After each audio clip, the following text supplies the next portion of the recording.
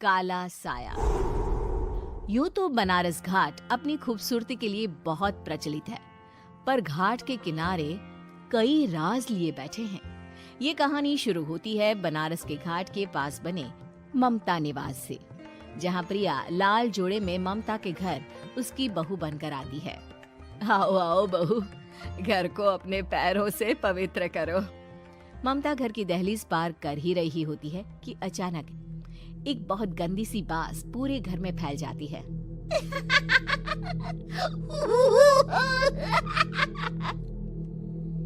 ये बदबू और ये आवाजें, ये कौन हंस रहा है माँ? अब ये पड़ोसी ना हमारे थोड़े अलग से है। कहाँ हम शाकाहारी और ये मांस मच्छी खाने वाले। छोड़, तू ध्यान मत दे और गृह प्रवेश कर। और हाँ बहू, अपनी सास की एक बात हमेशा याद रखना, इन पड़ोसियों से तो कभी बात नहीं करेगी। अच्छे लोग नहीं है ये। अपनी सास की ये बात मानेगी ना बेटा? हाँ माँ, जो आपकी मर्जी, मैं उनसे बात नहीं करूंगी। अगले दिन प्रिया अपनी पहली रसोई बनाने रसोई घर में जाती है। ये छोटी बात तो नाक में जा रही है।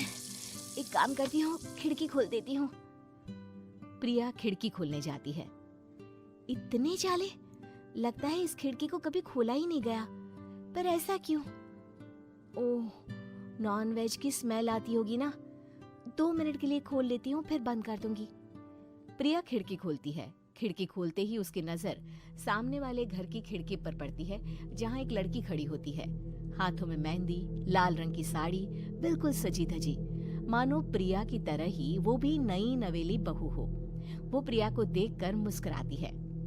हे भगवान, माँ ने तो इनसे बात करने को मना किया था। प्रिया फौरन ही खिड़की बंद कर देती है और तवे पर चढ़े रोटी की ओर देखने लगती है, पर वहाँ रोटी न होकर मछली पड़ी होती है। ये क्या? पहली ही रसोई में इतनी बड़ी गलती! हे भगवान, अब मैं क्या करूं? प्रिया बहुत डर जाती है और फौरन रसोई की सफाई करने और फिर सभी के लिए खाना बनाने लग जाती है। जब वो सबको खाना परोसती है, सब तो ठीक है, मैं बेकार में चिंता कर रही थी। हे भगवान, ऐसे ही बस अपनी कृपा बनाए रखना। रात के वक्त जब सब सो रहे होते हैं, तब प्रिया को पायल की आवाज सुनाई देती है, जिससे उसकी आंख खुल जाती है। ये पायल की आवाज कहाँ से आ रही है? प्रिया उठकर उस आवाज के पीछे छत की सीढ़ियों तक जाती है। तभी उसे बच्चे के रोने की आवाज आती है। प्रिया छत पर जाती है तो क्या देखती है? वही लाल साड़ी वाली लड़की अपनी गोद में एक नवजात बच्चे को घुमा घुमा कर सुला रही है। तभी प्रिया की नजर उसके पेट पर पड़ती है। ओह गॉड, ये तो प्रेग्नेंट भी है। सुनिए, बच्चा सो नहीं रहा है क्या? मैं कुछ मदद करूं?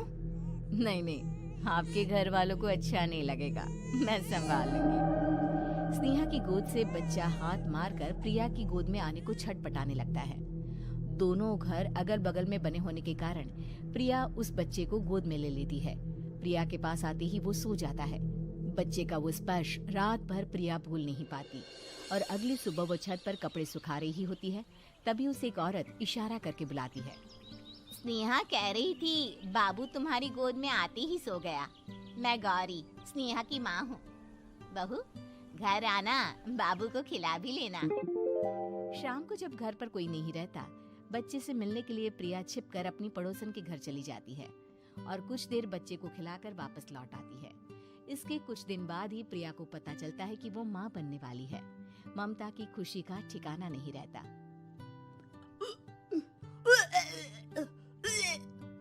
माँ जी, पता नहीं क्यों उल्टी आ रही है।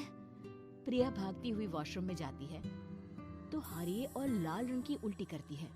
उस उल्टी में से कीड़े निकलते हैं। ये क्या? खून और ये कीड़े! माँ! माँ! प्रिया की आवाज सुनकर ममता दौड़ कर आती है, पर बेसिन में कुछ नहीं होता। प्रिया हक्की बक्की रह जाती है। ये सब क्या हो रहा है? प्रिया घबरा जाती है और अपने कमरे में जाकर सो जाती है।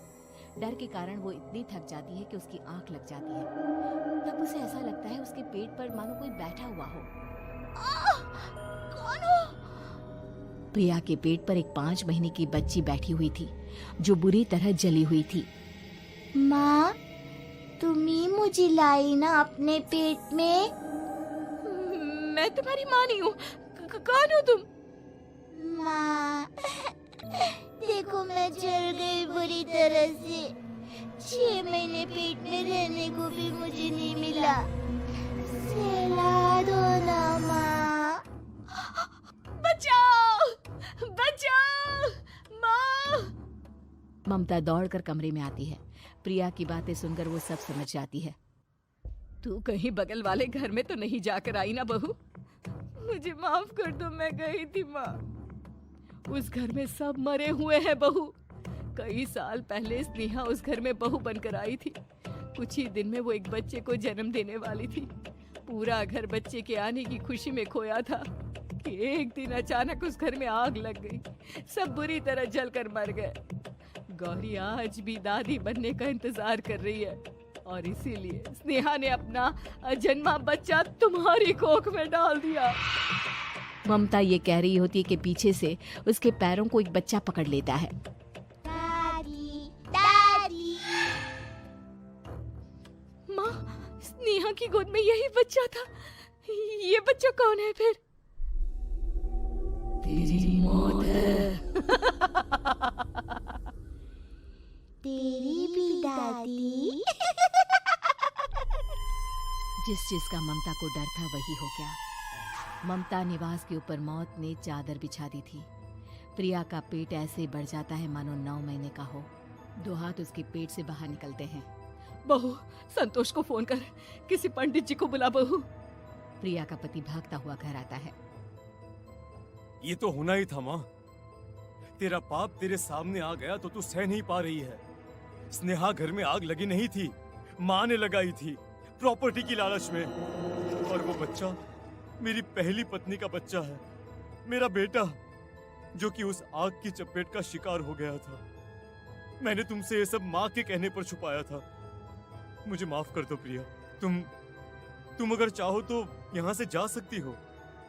मैं तुम्हें किसी भी बंधन में रखना नहीं चाहता। मेरी शादी हुई है आपसे, मैं आपको छोड़ नहीं सकती, पर उससे पहले हमें स्नेहा, उसकी माँ और बच्चे की आत्मा की शांति करवानी होगी। संतोष और ममता गौरी के घर जाते हैं। अंदर सब कुछ जला हुआ होता है। जमीन पर जली हुई लाशें बिखरी हुई थी। ममता रो रो कर अपनी करने की माफी गौरी से मांगती है। प्रिया स्नेहा के घर वालों का अंतिम संस्कार करवा देती है और ममता निवास फिर से आत्माओं के साए से मुक्त हो जाता है।